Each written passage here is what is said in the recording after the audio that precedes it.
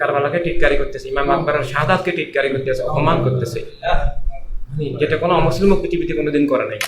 শানে রাসালাতে আহলে রাসূল আলাইহিস সালামের শানে যে বেয়াদবি চলতেছে, কালকে এখানে চিটাগাঙ্গে গতকাল সুন্নি নামে যে মুখোশধারী খারেজি সম্প্রদায় সুন্নিয়তকে কুক্ষিগত করে রাখছে, সুন্নিদেরকে বিভ্রান্ত পথভ্রষ্ট করে সুন্নিয়তের মূল কেন্দ্র আহলে রাসূল আলাইহিস সালাম থেকে বিচ্ছিন্ন করে মুআবিয়া ইয়াজিদের দালাল ওই ইয়াজিদের 22,000-এর কাফেলায় শরীক করে রাখছে।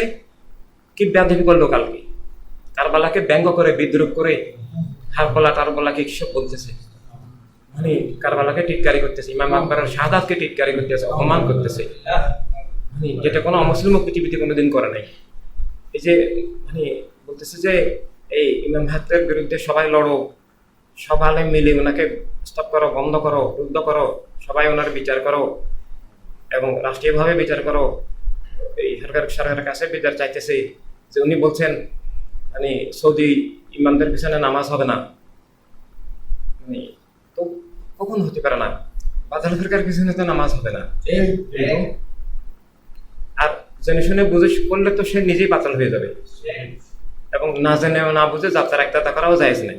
সবকিছু চিন্তা ভাবনা করে নেই, সান্ডাল কিনতেও ভেজাল না নকল, এগুলো চিন্তা করে, সবকিছু স্বর্ণ কিনতেও চিন্তা করে আসল না নকল, খাবার দাবার ওষুধপত্র ভেজাল না নকল, সবকিছু বাছাই করে।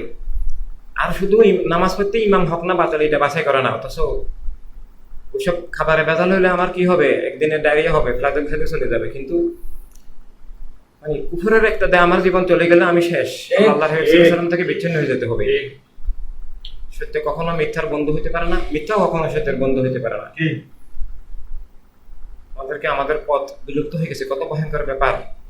আমাকে লিখতেছে যে এই ভণ্ড কি বলে যে কাবা শরীফের ইমামের পিছনে নামাজ হবে না। কাবা শরীফে কোনো ইমাম নাই, সেখানে একটা শয়তান কাবা শরীফ দখল করে আছে। এরকম এভাবে মানে আমাদেরকে সম্মিলিত মহাশক্তিতে হককে আবার জীবিত করতে হবে। বাতালের পিছনে একটা দাঁত কুফরি, জেনে বোঝাই করা কুফরি, আর বাকি জেহালতটাকেও গ্রহণযোগ্য নয়। সে নামাজকে অবহেলা করলো, নামাজকে জানতেন ভাবে করলো।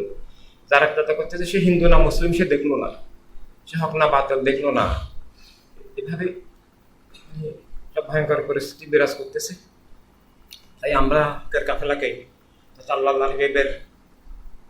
প্রেমের কাফেলাকে, আহলে বাইতের গোলামিয়তের কাফেলাকে, খেলাফত ইসলামিয়াতের কাফেলাকে বাতিলের বিরুদ্ধে সংগ্রামকে জোরদার করতে হবে।